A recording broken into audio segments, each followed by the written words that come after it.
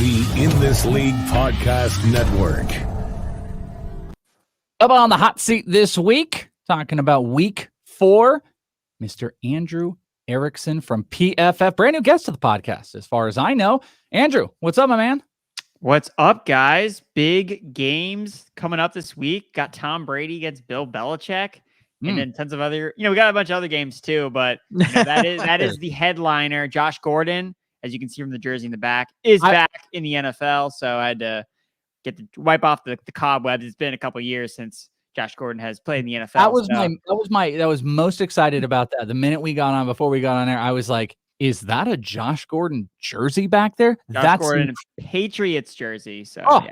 All right. So here's a question. Are you going to go pick yourself up a Kansas City Chiefs Gordon jersey? Do you have all the jerseys?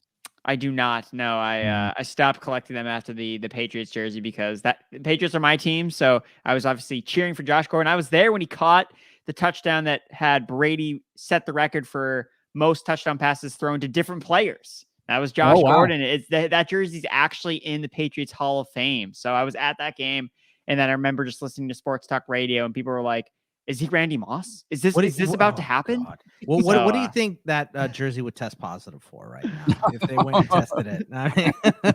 I mean, too many things.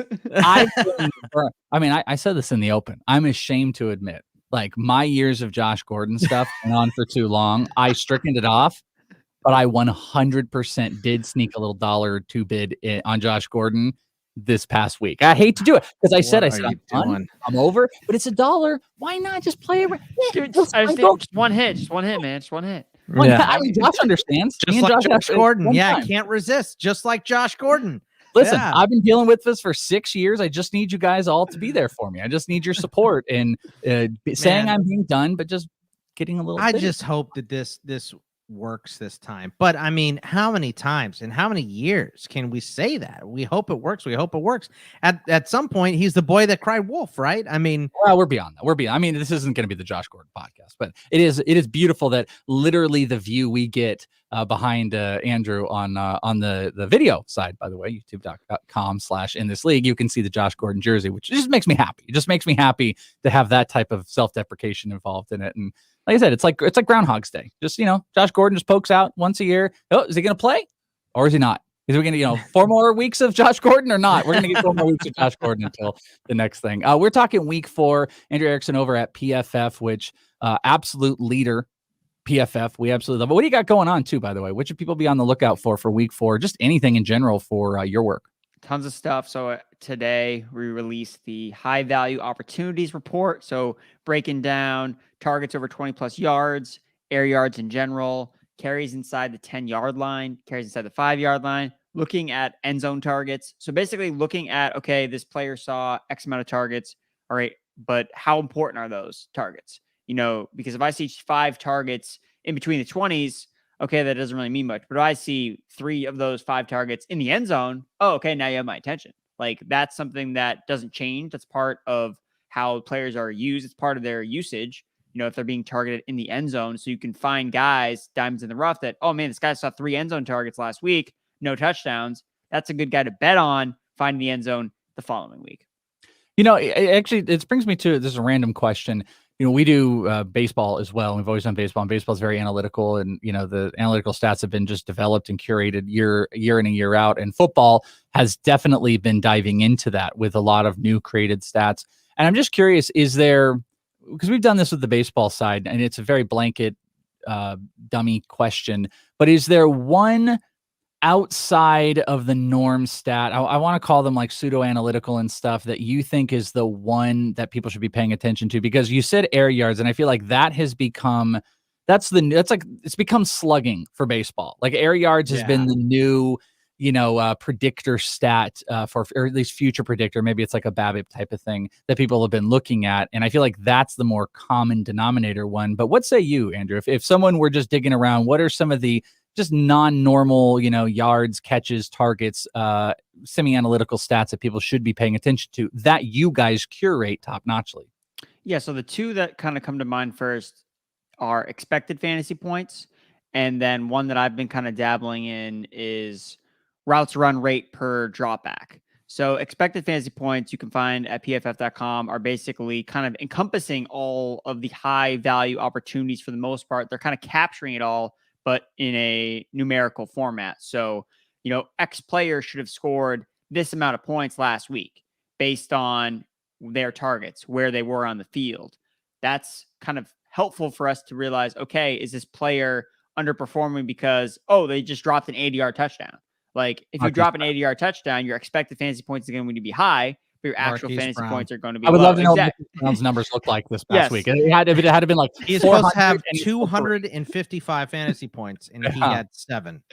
Yes. So it kind of dives past the box score a little bit and it takes into consideration more player usage. It doesn't necessarily cover everything, because if you literally don't get any targets or don't get any touches, it's hard for it to capture it. And that doesn't always necessarily tell the whole story. But I do like expected fantasy points as a kind of large umbrella to capture player usage and how they should have done it. It works really well with quarterbacks, I think, too, because quarterbacks touch the ball so many times. Like, I'll mention it with one of the sleeper quarterbacks to talk about for this week, but he had a lot. He was top 5 in expected fantasy points last week, and nobody's talking about him. So I think he's an interesting guy as a sleeper in either a 2-quarterback league or in DFS to potentially talk about. And then the other one is the routes run per dropback rate. So I've been using this a lot with tight ends and running backs, looking at, okay, we can look at routes run altogether as like a raw stat, but that can be a little noisy based on, okay, well, if this offense runs like 80 plays, like everyone's going to run more routes. So it's not nearly as helpful. It can be helpful when comparing two offenses. Like on the Bills, everyone just runs more routes because they just throw the ball a lot. Like that's kind of the overarching narrative, but it's not telling me exactly about, okay, why Dawson Knox is like a sleeper tight end. When you look at the, rate pace as like a percentage of the team's drop back, you can realize, okay, Tyler Higbee is running a route on 80% of Matthew Stafford's dropbacks. Is that good? Oh, well, every other tight end that's running in the 80% range are the elite tight ends, like Travis Kelce, like George Kittle, like Darren Waller. I see why you're doing that with tight ends, because the point that you can take away from there is this is a tight end that's not sitting back and blocking. Like Kittle's probably actually looks a little bit lower than the rest because he'll sit back and block a whole lot. Is there an application you can use that for? Can you use it for wide receivers successfully? Because the tight end one makes all the sense in the world, because you can really define the receiving tight end. But what about just blanketed, and I guess you could do it for running backs as well, for as maybe a future predictor as far as like receiving, but how would you use it for wide receivers? Yeah, I think it works really well, again, like you mentioned, with running backs and tight ends. Like Ezekiel Elliott, for example, like the first 2 weeks of the season, he had not seen any targets, but his route run participation was crazy. Like he was always running routes. So it's like, okay, like this guy's going to catch passes eventually. Like you can't run this many routes and not catch passes. And he caught more passes in this last game than he played. He actually caught more passes than Tony Pollard did. Receivers, I think it's helpful to tie break and look at, okay, like, is this an alpha wide receiver based on their route participation? Or you look at sleeper receivers like a Van Jefferson. He runs routes on like 90% of the Rams dropbacks. Like that's extremely rare for a wide receiver 3 on a team. And it's also really helpful for us to realize, okay, like Deshaun Jackson ran his routes on like 40% of Matthew Stafford's dropbacks. That percentile was the same as Taysom Hill on the New Orleans Saints. Now, again, it's a little skewed because the Saints did not throw a lot, but it's telling you that this player is running routes at the same rate as Taysom Hill. Do you want Taysom Hill on your fantasy team as a receiver? No. That's why you don't want to pick up Deshaun Jackson, because he's not nearly as involved as the 120 receiving yards and 3 catches would necessarily tell you.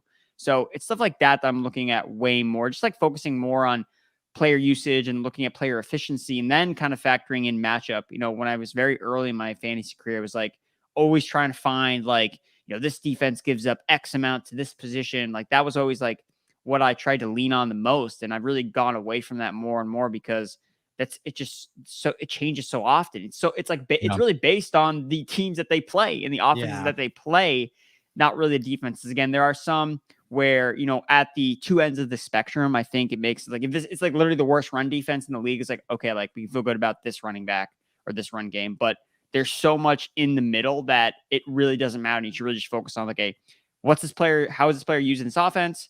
Is this player good? And then kind of focus on that instead of being like, oh, like, well, this defense ranks 10th against tight ends. Like that probably doesn't matter, because that's probably the same. It's like 1 point difference between whatever defense ranks 25th against tight ends, especially so, only 3 weeks through the season. I mean, yes. those numbers get real muddy.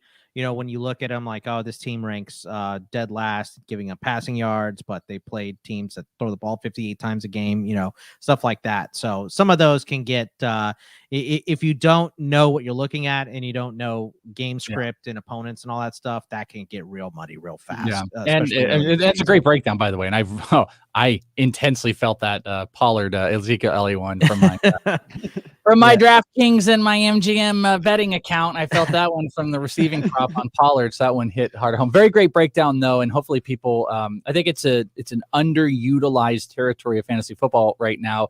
That and for Joe Judge. Well, I'm not saying Pollard, but like the smartest people, I think sometimes forget. And then it's, a nice dumb show for us. But the smartest people forget sometimes that people are still learning so much about this new analytical side of fantasy football. And that was a fantastic breakdown for people to, go and look, because I think sometimes, not saying you guys do it, but plenty of people, you get it, and we do it in baseball as well. You get into this mode where you just start talking about the things. You're like, well, the XFIP and blah, blah, blah. And then you forget, like, people sometimes don't know how to process some of the ways to go. And air yards, I feel like, has been the only one that's really broken. And everybody likes to talk about that. Killer breakdown. Andrew Erickson with the underscore at the end is the Twitter follow. Make sure you're doing that and all the content. Let's do week 4, Boggs, and I'll let you kick it off with your boy, Run CMC. Yeah, I want to know what you would give up to get CMC on your team, and if you are interested in trading for him right now, because Welsh and I had a discussion about this. I won't lead the witness one way or the other, but is CMC someone you'd be willing to trade for? And what is maybe in a 1-for-1, what do you see the best thing you would give up for to get him back in a trade would be right now? I would probably give up one of these wide receivers that is probably on an unsustainable pace. So whether it's a Mike Williams or like a Deebo Samuel, like players like that, I feel pretty comfortable giving up. Really, receivers in general, I feel like I'm smart enough and savvy enough on the waiver wire because I mean, you look at most waiver wires, like there's a lot of plug. I can pick up Tim Patrick and start him. There, you can kind of figure your way out for the most part. Running back's obviously a lot tougher. So for me to say, oh, well, Jonathan Taylor's kind of like underwhelmed so far. Like, should I just trade him for McCaffrey straight up? Will be McCaffrey, you won't even take him. You depending on, how Taylor is underwhelmed. Maybe like Ezekiel Elliott would probably be a player I would at the running back position probably straight up do. I know he's kind of in like a sell high mode just because he did play really well. That's a great one to bring up because a lot of people are trying to process how, and there is a sell mentality that's going on with Elliott. And we've been talking about lower names, like when me and Bogman were fighting, James Robinson was someone. And now that you can know, Bogman wasn't too excited about buying in on injured players. And for me, it was kind of the same argument where I'm like, hell yeah. Like if I have 2 capable running backs, I'll put them in and I'll flex out a wide receiver until I can figure this thing out. And like James Robinson was kind of dicey. So for you to say Taylor and Elliott, I think that speaks wonders to the not IR stint and your hopefulness of when he comes back being elite. Yeah. I mean, this is a power move. Like you can, if you're able to acquire Christian McCaffrey, whatever you're willing to pay, it's obviously a massive risk, but I mean, if you're an 0-3 team, I think that makes a lot of sense. It's like, okay, well, if he gets hurt again, that was my point too. It's a lot depends on where you're in the standings right now. I think if you're cooking, you're 3-0, you love your team. I don't think it's really necessary, especially if you have other top tier running backs. I'm sure that you probably do. You probably have a DeAndre Swift, guys or an Aaron Jones on your team. So it's like you probably don't need McCaffrey, but he's the best fantasy football player there is. Like the guy was averaging 30 touches per game, like no one's business. And it's the same coaching staff last year. So the rhetoric that, oh, well, they'll probably like limit his touches. Like they didn't do it last year. They didn't do it this. Like they're not going to do it. Like he's going to continue to be the offense. We talked about that last year because that was the whole thing. Like, hey, Mike Davis is going to, hey, it's going to. And it was like as soon as McCaffrey came back, it was all him. Mike Davis kind of disappeared, and it's going to be the same thing. People are still going to think that, And look, I don't think they're right because I think when you get Christian McCaffrey out on the field, he's just so much better. It's the whole reason why I was in on Saquon in the offseason too. He's just so much better than your other option. It doesn't matter. They're going to have to get him on the field. The thing with this year is people are still going to say that, though. They're going to say, well, now it's 2 years in a row he's got hurt. They have to limit him at some point. Oh, what's interesting about what you're saying right there is what just happened in Fab. And I'd be curious, Andrew, your take on this. Number one waiver claim on Chuba, I think it's relatively easy. If you're just like doing straight waivers, it's fine because you get a couple weeks out of that. You take what you can get at this point with running back. But Fab did not really speak to what we're saying here, where it's like, hey, when McCaffrey comes back, like, don't worry about Chuba. The Fab spoke to two things. It spoke to, holy crap, he's injured again, and how long is this going to be? And I think when you see 50, 60, 70% of Fab being blown, that's also the thought process that when and if McCaffrey comes back, that Chuba is going to take some of that out because the team will be worried. I mean, what do you think about what was spent on Fab for Chuba this week? Well, I think that it was definitely aggressive to see him go for a lot. Like I've seen people literally blow the entire wad of Fab. The only player I've ever done that for was James Conner. And it was a league where it was after week 1 because of the Le'Veon Bell suspension, I believe, or the holdout. And I was like, no, I'm all in on James Conner. Like, don't care. And that worked out because he was literally a top 5 running back until he got hurt at the end of the year. That's obviously not the case with Hubbard. So unless McCaffrey continues to get hurt. So yeah, I think people are concerned that he could get injured again. You still have like the upside of, well, you're never going to drop him from your team. Because if anything happens to McCaffrey, he really should have been rostered in most leagues anyway. That's what we were saying. He wasn't available in any one of our leagues. Yeah. I think more casual leagues. I think that he was available. I think in the sharp leagues, the sharp leagues had boobs and boobs. Yeah, we were pretty tuned in that he looked like the straight backup to McCaffrey again. Not like last year where we were like Mike Davis, like, is he the backup? We don't even know. Like we were pretty in line with him being good based on just like the preseason work that Hubbard got and the draft capital they invested in him. Are you feeling confident about Chuba for the couple weeks of whatever? I mean, I guess it's a two-parter. Like, do you have any worry about McCaffrey as far as the injury being a lingering thing? You already said you're not worried. Once he's there, they're not going to like stagger. It's just he's going to go. But are you worried about the injury at all? And are you confident in Chuba being able to pick up? I mean, most sites, I think Fantasy Pros, I mean, maybe it's a little bit of a cop-out. No one knows what to do, but he's ranked around like, a mid RB2 this week. Do you feel confident about that in this offense? Do you think Royce Freeman's going to come in and just screw everything up? I don't really think so. I mean, if he was like, he wasn't really super involved when they first had in the Thursday night game. Hubbard came in, was 70% snap share, saw 12 carries or 12 total touches, 76 scoreless yards. I mean, Royce Freeman had like a carry inside the 10-yard line, I believe. So yeah, there's always a chance that it is broken up. Like it's CMC light. Like it's not going to be, he gets every single touch. That's not going to be the case, but is he in line for 15 touches per game? Probably. And he's pretty explosive of a running back. It's not like he's a scrub. He rushed for 2,000 yards in 2019 at Oklahoma He's on the State, national track team in Canada too. Yeah. So like he's got wheels. Fast player. And this offense has a bell cow role for a running back. Like that's the biggest thing. And that's why I was worried about Mike Davis. Is like, look, Mike Davis was good last year because he was in the CMC role that may not exist in Atlanta, which we found out does not exist probably in Atlanta. Whatever stupid Cordell Patterson wasn't ruining everything for everybody. So good. The role is there for a fantasy running back to be productive, and Hubbard looks like the guy to take it. I just don't think yet. So like the 22% target share that McCaffrey had, I just don't think Hubbard's just going to like automatically take over. Because I just don't think he's as good as a receiver as McCaffrey is. I think McCaffrey's probably, besides Alvin Kamara, probably the best running back, and Aaron Jones, like the best running back pass catcher in the NFL. And Hubbard has actually kind of like struggled with drops so far, and drops are more noisy for like receivers. But at the running back position, like these guys don't necessarily aren't on the jugs machine all the time. Like if running backs can't catch passes and they're dropping the ball, it's because like they're maybe not actually are good at it. Like it's Robbie actually Anderson an issue. Robbie Anderson week this week. Yeah, Robbie Anderson. It's either make or break with Robbie Anderson this week. Like, can you imagine if the team still had Curtis Samuel too? I mean, it would be Curtis Samuel just like to the freaking moon right now. Let me throw a side running back question in here.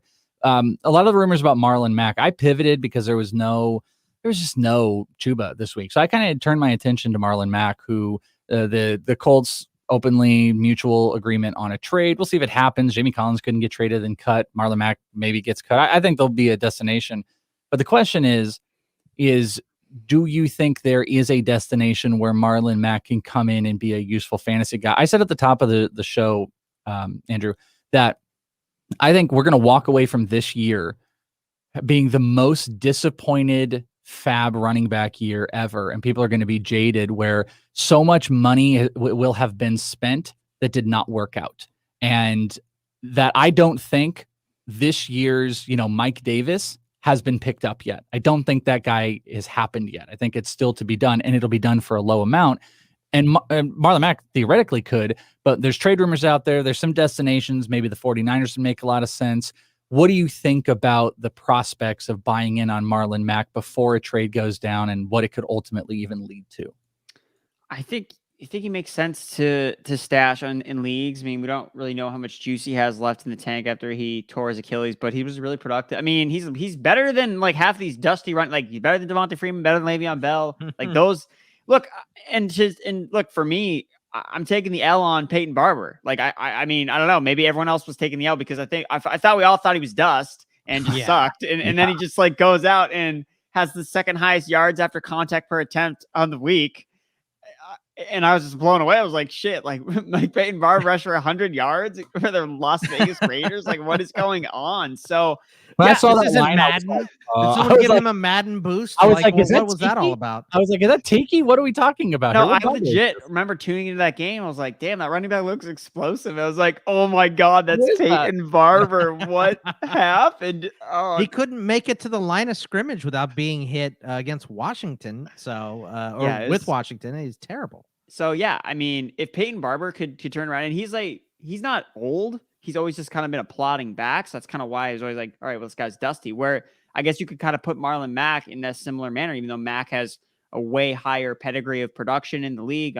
Obviously coming off the injury is kind of the big question mark, but the Colts found they don't really need him. They're using their other two running backs, and Mack's obviously not happy with the lack of playing time, even though he played randomly in week 2. But I don't know if that was their showcase for him, and then they made him inactive in week 3. So yeah, I think warm bodies at running back, I'm always willing to stash guys. Kind of some teams that come to mind. I mean, maybe you look at a team like the Chargers, who don't really have a guy behind Marlon Mack or behind Austin Eckler that's super established, so they feel confident in. I know they have a couple day 3 picks, and they have Justin Jackson, who's always hurt all the time. And then the only other guy I could think of is the Eagles. Nick Sirianni is a former Colts offensive coordinator, so there's a connection there. They gave Miles Sanders. Gave Miles Sanders 2 carries. Yeah, he had 5 touches. You cannot trade for Marlon Mack when you're not even giving the ball to Miles Sanders. What would be the one that would get you excited though? What would get you excited to see him go where? I would probably say the 49ers. I think you guys mentioned that. He's got legit pedigree, and he's I think he's rushed for 1,000 yards twice in his career. He makes sense. He can run the outside zone like most running backs can. So I think that he would be a good fit there. Or maybe or more. Okay, sorry, go ahead. No, I really don't have any. Maybe the Saints too. I guess Tony Jones. More points at the end of the year, Marlon Mack or Chuba Hubbard? I'll go Chuba Hubbard. Okay. I'm just to say if Chuba disappears after 2 weeks and doesn't have anything, and Marlon Mack is slow plotting. More money for more points per fab dollar, it might be Marlon Mack. If people are spending, that's a good point. Yeah, the $5 you spent on Marlon Mack might have been better than the 68 that you spent on him. Yeah, I mean, I've been just as a side note, I have been in on all of the waiver wire running backs too early. I had Elijah Mitchell wicked early, and then I cut him because he didn't play. And then of course he blows up, and I'm like, I missed out. I was ahead of the curve on all of these dudes, and then I just cut the player, and then wait, now you got to pick him up, and then you got to pay for it. And you're just oh man, I was did that with JJ Taylor. I dropped him that guy anyways, and then and I'm just I had him when he was free. Now I have to pay for him, and now I don't want him. Right. Yeah. Now it's not worth it. Now that I actually have to pay more than $1 for this guy. Yeah. Luckily for me, I got I'm so used to a West Coast schedule, and I'm a late night person. So the best thing about me moving to Texas is noon kickoffs. And I picked up Eli Mitchell after Sermon was inactive in 4 leagues before he cost $1. So I was happy about it worked that. out for you. But Quickly before we get into week 4, any underperformers through the first 3 weeks who you're buying low on right now? I mean, there's because you talked about overperformers a little bit, like guys that can't keep their current pace. Who's on the other end of that? Yeah, it's Robbie Andersons of the world. I mean, some of the guys fixed themselves a little bit. Woods. Robert Woods. Yeah, any underperformers that you're buying? For me, it's Jonathan Taylor. He has 10 touches inside the 10-yard line, which is second in the NFL, and just hasn't scored any touchdowns.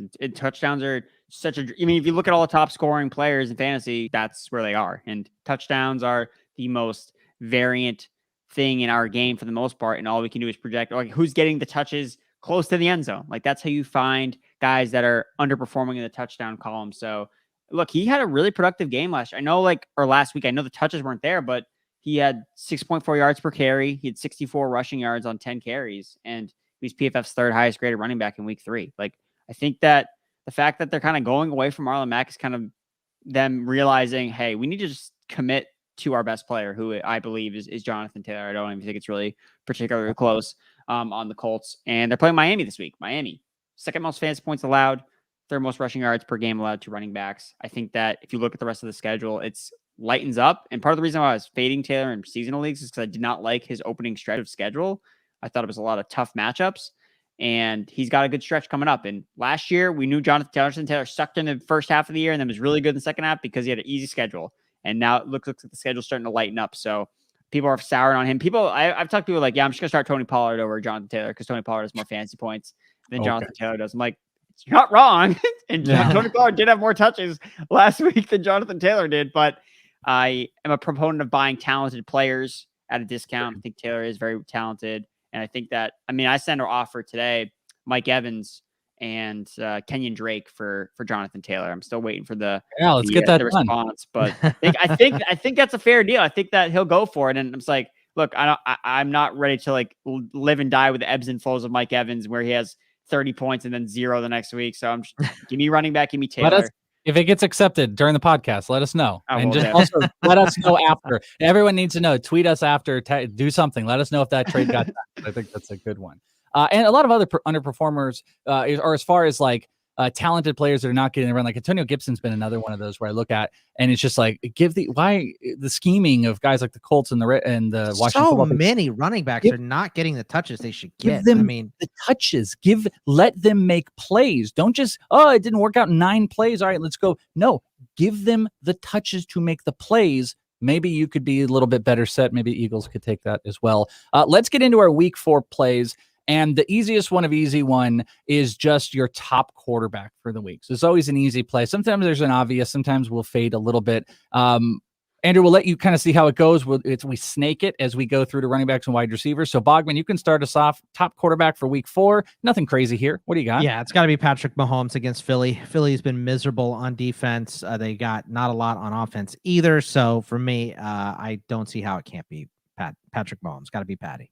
Yeah, I definitely think that's the case. But I'm going to go with Kyler Murray this week. I agree. I agree that Patrick Mahomes is the guy, but I'm going to go with a little bit of Kyler Murray, just getting the overall points, maybe get Robert Woods back in it. Obviously, there's going to be a little bit of shutdown. It'd be fascinating to see. Oh, God, I just completely blanked on our corner. Who's our corner? Which one? For the Rams. Team? Ramsey. Jalen Ramsey? Yeah, Ramsey on Cup should be dominant, should be a dominant performance, and that's why I think it can. Oh, no, I'm completely convoluting it. Ramsey on Hopkins is going to be a good one, but I love Kirk. Because Hopkins is banged up a little bit too. If they play that route, I love Kirk in this one. AJ Green seemed to go, and they're just going to run it. So if I'm fading and going a different direction than Patrick Mahomes, I will go with Kyler Murray plus Rams giving up some passing yards. What do you think, Andrew? Your top quarterback for this week? Nothing crazy. I'm going with Josh Allen. Buffalo Bills and the 16.5 home favorites against the Houston Texans. Look, this Bills team, I know the narrative will be like, oh, well, they'll get up and they'll blow them out and then they'll stop throwing. It's like the Bills just throw. They don't care about their running backs. They just throw. It's going to be target practice for Josh Allen. I could easily see 5 touchdowns, some rushing yards. He's first in expected fantasy points per game at quarterback. He was more than them rushing. I'd be afraid of Truth Bisky getting in there, late in the game. And I saw someone make a meme of, Mitchell Trubisky took the Bears to the playoffs in Matt Nagy's offense, he might be the best quarterback that has ever lived, right? Like, because Matt Nagy has Fair looked point. so terrible with every other quarterback, and Trubisky made them look okay, you know?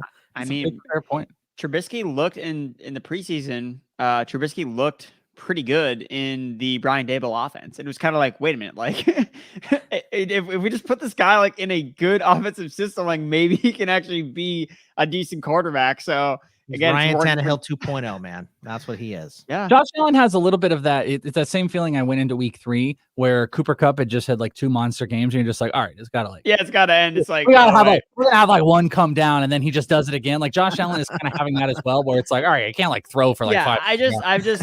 I've been burned too many times where I've tried to galaxy brain myself where it's like, oh, like this team's gonna score too many points. They're gonna take this guy out of the game. Like half the time, like 9 times out of 10, that never happens. That's and college. they just roll, and they score 50 points, and Josh Allen scores 30 plus fantasy points. Like that's like this game opened up at like 18.5, I think, and then it's like moved down because everyone, I don't know why people are even messing with it. That's like a very large line. It's like a huge, ridiculous line. All right, so let's sweep it around. You get to start, Andrew. Sleeper QB1 for the week. So I hope you don't a pick mine. Yeah, and yeah, same here. A non-typical QB1 Right. For any standard that you want. That is your sleeper quarterback for the week. All right, so this one is fun, and it's Jacoby Brissett, Miami Dolphins quarterback. I know it sounds crazy because you're like, wait, backup quarterback, but you look at him last week, what he was able to do. So he actually had like a decent game, 18.3 fantasy points. I know they played some extra innings and in overtime, so that does factor in. But he was 4th in expected fantasy points, 25.4. He runs 37 rushing yards, 6 scrambles. So it wasn't necessarily a design run. He was taken off and running. And Indianapolis Colts, most touchdowns allowed through the air this season. They're tied with a couple other teams. And it's a revenge game for Jacoby Brissett going back to Indianapolis. So I think that you look at the Dolphins, they got good receivers. They got Fuller, Parker, Waddle is explosive. Gesicki is making plays. He's got good weapons. He runs. I know it's just like we pick and choose the mobile quarterbacks we like to, flock towards, and then the ones we don't. Like I was on Justin Fields last week and I got burned, but people don't necessarily talk about Daniel Jones. It's like, oh, well, he runs, but no, like whatever, like we don't care about him. And then it's kind of the same thing with Brissett. Like no one's going to talk about Brissett and the fact that he almost rushed for 40 yards last week, which any other quarterback, like, oh my God, like 40 rushing yards, like safe floor, like absolute madness. So Brissett, I think, is an interesting guy. I wish I'd realized it sooner because he was on the waiver wire in one of my 2 quarterback leagues and I just kind of didn't buy into it. And I actually even like him more, I think, than a player like Taylor Heineke potentially.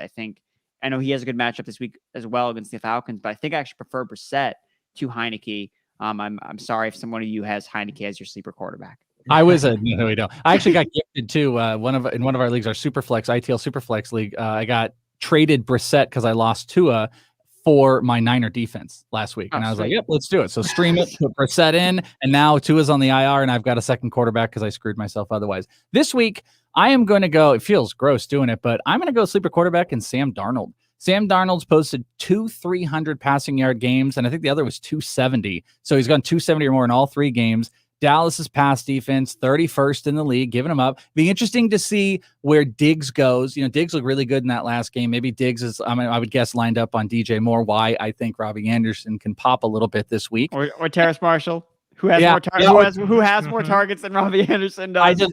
I got to do the narrative. I got to keep going with Robbie Anderson this week. It's got to happen at some point, but he's becoming Will Fuller where it's 3 good weeks.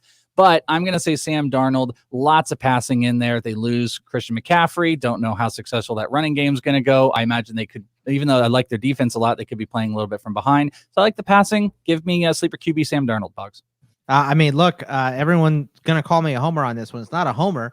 It's Roethlisberger because he threw 58 passes against Cincinnati. Cincinnati's vaunted defense, right? Everyone loves them for their offense, right? They can't run the ball at all. This is why Najee had 19 targets and 14 catches. They're doing short passes instead of the run game. He's going to have a ton of completions, even if Juju doesn't play. Deontay back at practice today, so he looks good to go. Claypool is going to be catching, and they should be behind and playing catch-up in this game against Green Bay, so I will go with Roethlisberger as a sleeper QB. Okay, didn't have to worry about any of us picking that one, Bog. So don't you worry. We snake back to you, and now You want to bet? You want to bet Sam Darnold versus Ben Roethlisberger? You what smart are we ass. betting? Just fantasy points? Whatever you want. Yeah, fantasy points. Yeah, sure. Let's do it. Okay. I'm on the Darnold side.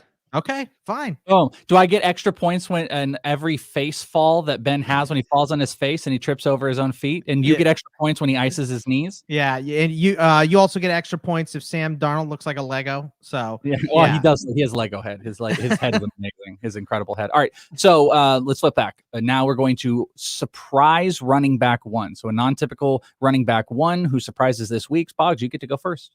Miles Sanders. I think it's not because I like Miles Sanders or what they're doing in Philly. I just think that if Sirianni doesn't give Miles Sanders like 15 touches in this game, I would fire him immediately. Like this is so stupid the way Philly is running their offense. He's got to get the ball more. Jalen Hurts looks like a mess. The offensive line is not pass blocking really well right now. You have to try to run the ball, establish it, and do exactly like I said with Ben. Throw some short passes to your tight ends and to your wide receivers, because the long passes to Devontae aren't hitting. Jalen Reagor didn't look good. Zach Ertz was the only successful one last Monday against the Cowboys. So I think you got to rethink your game plan. You want to keep Patrick Mahomes on the sideline too. They have to run the ball. So give me Miles Sanders. I'm going to jump in and I'm going to throw in David Montgomery for my surprise QB running back one this week. Yeah, he's fringy in that, I suppose, but Justin Fields, I don't know how much they can truly get him out. If it's even the quarterback, it could be Nick Foles this week. But this is one, maybe it's a little narrative based where you see he only had 10 rushes and you're just like, they have to do better. But I think they have to dumb it down a little bit more for Fields when he's going to be out there, and they've got to give him the ball more. Detroit's a pretty solid place to be able to run. I think it's going to be heavy. I like him for a touchdown in this game, and I like him to get in as an RB1. So give me my surprise RB1, which isn't like a crazy surprise. Andrew, what do you think here? You got a crazy name for us, or you just got a good one? You guys took the top two that I was going to use. It's funny because so Bogman took Sanders. Like, all right, I got to scramble. I got to find another one. Like Montgomery was my backup. I was like, oh no, like he took Montgomery too, and I'm looking. I'm like it seems like the top guys are pretty confirmed. It is. I was like struggling. As like I guess like because I have Montgomery and then Sanders like in the rankings, and then my next guy is Chuba Hubbard. So I guess he would be my next. Have to pick him. And it's interesting about Hubbard, but what I want to mention, so I know I talked about the receiving game and how I don't think he's necessarily going to see the 22% target share over like season long or however long he is in that role. But the one thing that I've always remembered, I've always talked about defensive matchups as like the thing I was always attached to. But the one thing that I never, ever forgot about specific defensive schemes was Dan Quinn and how his defenses always give up receptions to running backs. Like clockwork, always, every single year, it's the same exact thing.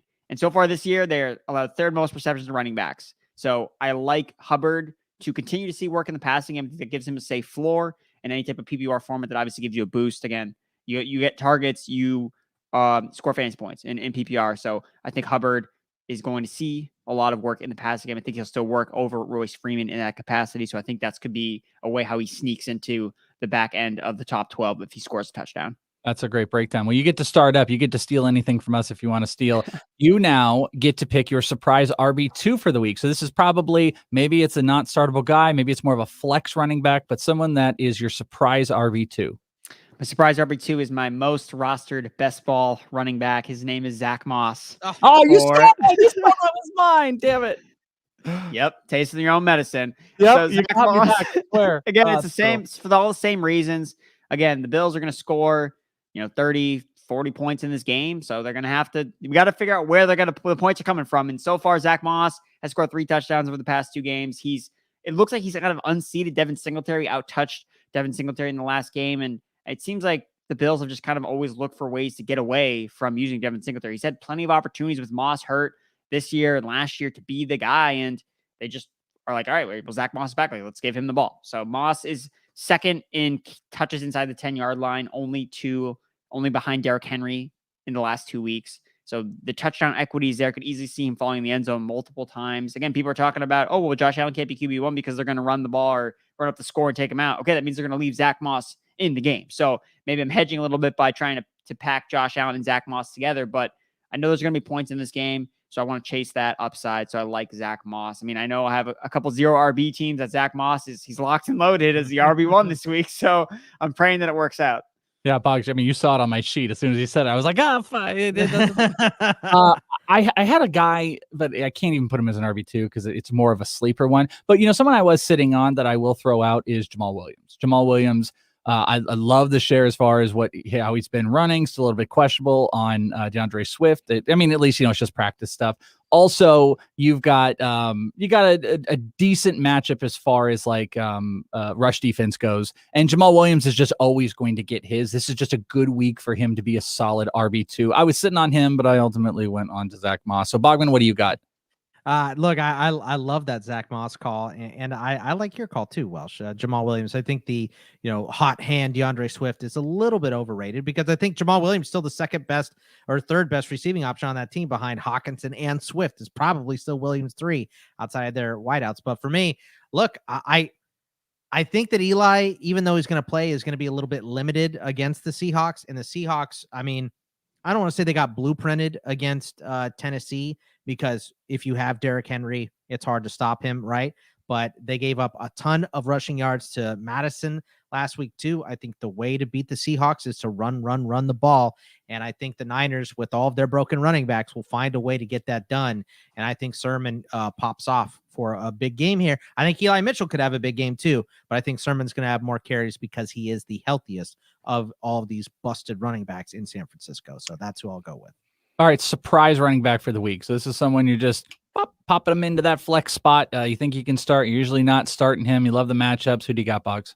Andrew, do earmuffs for me real quick. It's Peyton Barber. The Chargers. Oh, no. The Chargers are giving up, I think, the most rushing yards in the NFL right now, and made Clyde Edwards-Helaire, who the Welsh, you called him trash, and then they made him look great. So he was being trashy. And Peyton Barber, hate to say it, but he looked pretty good last week. So I like Peyton Barber against the Chargers. Even though you trashed me when I talked about picking him up in waivers this week. Like, oh, you're gonna pick him up for one week. You're gonna blah blah blah blah blah.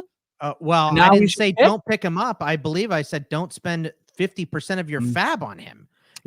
Because he's worthless.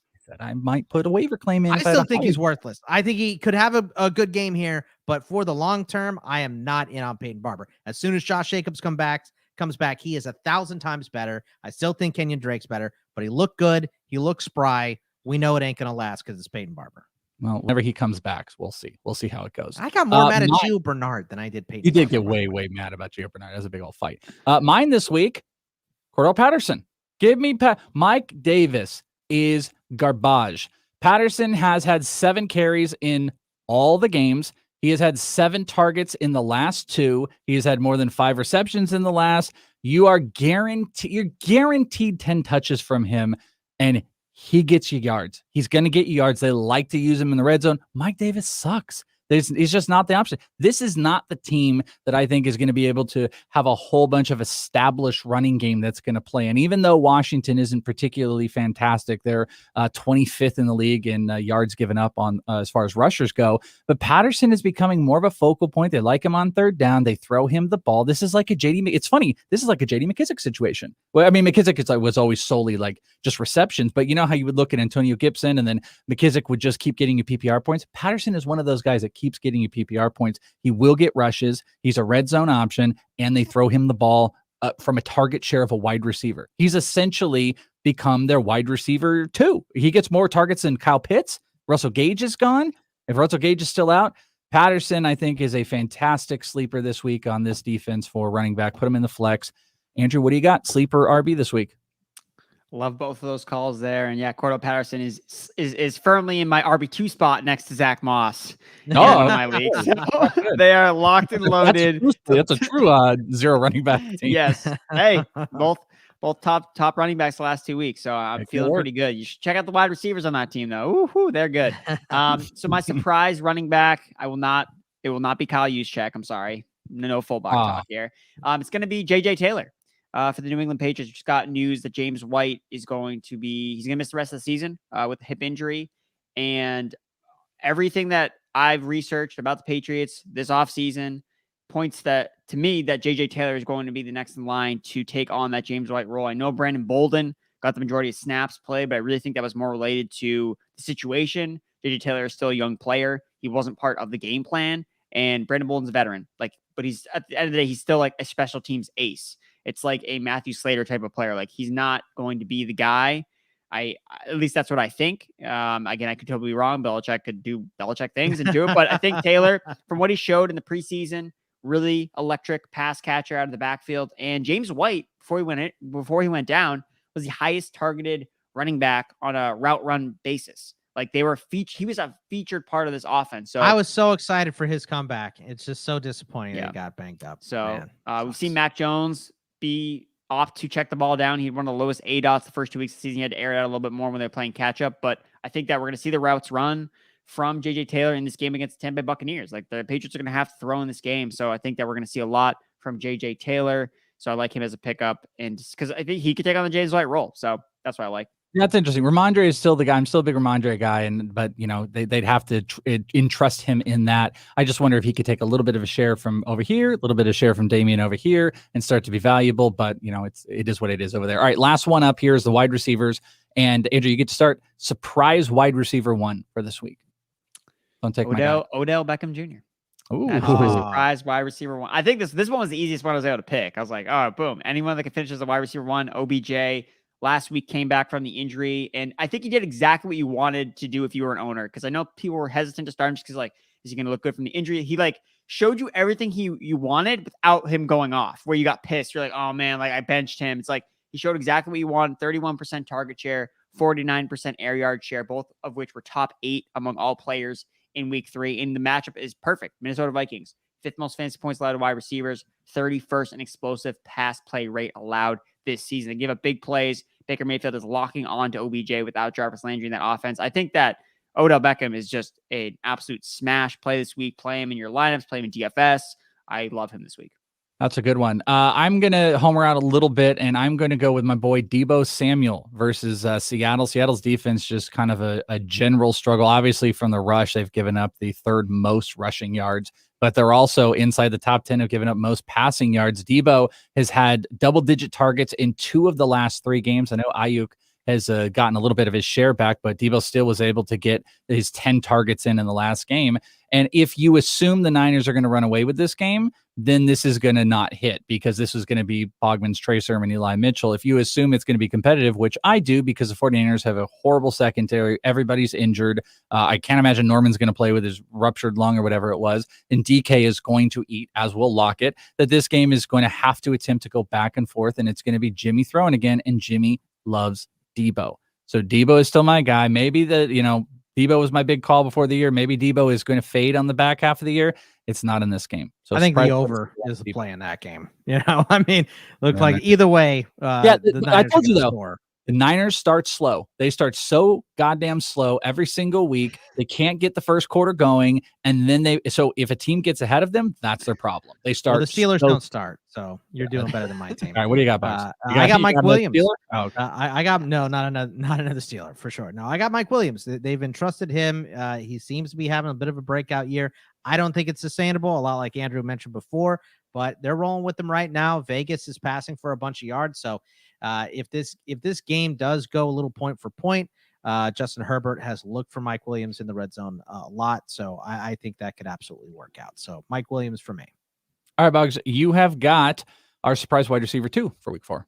I mean, we talked about revenge game narratives with, Jacoby Brissett. How about, Tom Brady? Maybe he might have a little bit of a revenge game thing. But how about Antonio Brown, who went to New England for a whole game, then talked a bunch of smack about Robert Kraft, and now he's going back to New England. He's off the COVID list tomorrow or today as you're listening to this. So I think he could go buck in this game because a bunch of wide receivers for Tampa Bay are hurt anyway. So I like AB to go crazy in this one. Mine is maybe a little bit cheaty, but I think this is more because he can be a surprise mid wide receiver too, not just fringy, like he's ranked in a lot of places.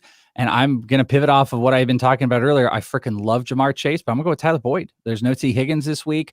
The target shares have not been insane, but Boyd makes him count. He got his last touchdown. I think there's going to be a big focus on Jamar Chase. I'm so tempted at whatever the longest reception is for Jamar Chase this week, bet to take, because I think every single one of his longest receptions have been over 30 yards. But I think there's going to be a big defensive focus on him. And Tyler Boyd was getting a heavy snap share. He is their guy, even though, Burrow hasn't made him massive target. I think it's going to be this week. I think there's a big Jamar Chase focus, and I like Tyler Boyd as a mid wide receiver 2 this week. What do you got, Andrew?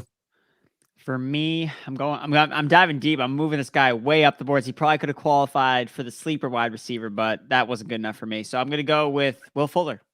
Surprise wide receiver 2 of the week. Again, he had a pretty productive game coming back from whether he was injury or suspension or whatever he was dealing with.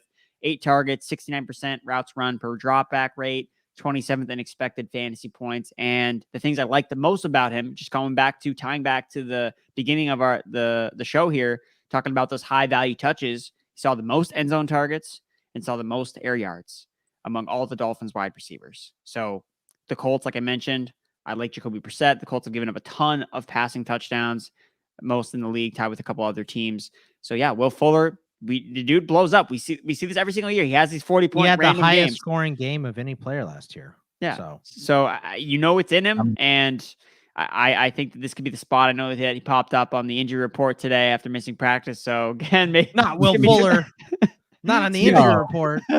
This could be totally irrelevant, whenever it's listened to. But yes, Will Fuller will be my pick here. All right, you get to do the last one here. Your sleeper wide receiver for week 4. So I think he had like the quietest 10 target game I think I've ever seen from a player. It's Corey Davis. He's going back to play the Tennessee Titans in a revenge game. The Titans have been absolutely dreadful on defense. Third most fantasy points allowed to wide receivers to start the year. And look, Corey Davis didn't do great last week because he's playing Denver. Denver has the best secondary in the NFL. So yeah, you didn't start him last week because you shouldn't have, but he got the targets and he got the air yards. So I like Corey Davis, especially with Elijah Moore banged up with a concussion. I think that Zach Wilson's going to have no choice but to throw him the ball. And look, Zach Wilson's not look great, but he can get the ball downfield. Like, he can do that, especially now that he's actually facing a really bad defense, which he has not really faced yet this year. You look at the Jets. The Jets have played tough defenses so far to start the year. They played Denver, the Patriots, and Carolina. So this is the unstoppable force meets the immovable object, right? Of bad offense versus bad defense. I know they've played some good defenses, the Jets have, but did you see the 12-year-old breaking them down? We played that on the show on Sunday. It's so great. Hire him up. I like the Corey Davis one. I have absolutely no good analysis to break down for this. Robbie Anderson, because it has to. The best thing I can tell you, Ramsey is going to be Diggs. Diggs. I said Ramsey again. I don't know why Ramsey's screwing me up there. Ramsey is on the mind, man. Yeah. he's in my head. I talk about Ramsey. I'm getting cut. I get screwed up. Diggs has to be locked up, and I don't even know how much he's going to really stop DJ Moore. They've talked about getting the ball to Robbie Anderson. They know they need to. Big play Robbie Anderson this week. I have no good stats to break it down because Terrace Marshall looks like he is becoming the guy, but it is Robbie Anderson, sleeper wide receiver. Book it. No stats. Hey, look, Andrew mentioned this guy before earlier in the show too, Van Jefferson. I hate to sit here and, positive talk, Texas A&M Aggie, but I think he's going to go really well this week because I think this is going to have to be a point for point game. I know that the Niners play really good defense, or the Rams play really good defense. The Niners play okay defense, but the Rams play really good defense. But I think you're going to have to go point for point against Kyler and that air attack, and I think they're going to have to throw the ball. And I think Jefferson is going to see a decent amount of targets in this game. So I'm going to go with Van Jefferson as my sleeper wideout. Andrew Erickson, at Andrew Erickson with the underscore at the end. One of my new favorite guests. I hope we can take up all your time, all the time, all the time. You're fun to talk. We went way longer than we have been going with guests, but killer breakdown. Make sure you guys are checking over at PFF. Is there anything else people need to be on the lookout for? Obviously, subscribe to PFF. I don't know if there's any codes. You already kind of talked about some of the articles. Any last little thing people need to know? I'm on TikTok too, at Andrew Erickson underscore. I do some fun breakdowns, talk about waiver wire, talk about Thursday night starts and sits, talk about DFS plays. It's dances? No. I try to keep it to the analysis. But that's for his OnlyFans, Boggs. That's for his OnlyFans. Oh, okay. I'm sorry. My bad. All right. Andrew, thank you so much, my friend, for hanging out with us right here and in this league. Cool. Thanks, guys.